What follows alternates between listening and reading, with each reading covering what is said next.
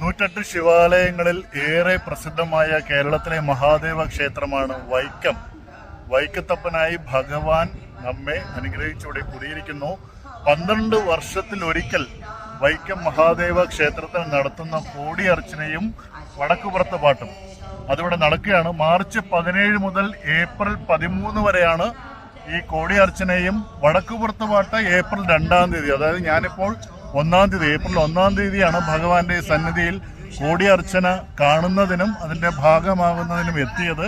വടക്കുപുറത്ത് പാട്ട് നാളെയാണ് തുടങ്ങുന്നത്. നാളെ മുതൽ ഏപ്രിൽ 13 വരെ കൊടുങ്ങല്ലൂർ ഭഗവതിയെ കളത്തിൽ ആവാഹിച്ച് നടത്തുന്ന പൂജയാണ്. അതിൽ ഓരോ ദിവസവും ദേവിക്ക് ഓരോ ഭാവങ്ങൾ നൽകി കൈകളുടെ വ്യത്യാസമാണ്. അവസാന ദിവസം 64 കൈകളോട് കൂടിയ ദേവിയാണ് ഇവിടെ ആരാധിക്കുന്നത്.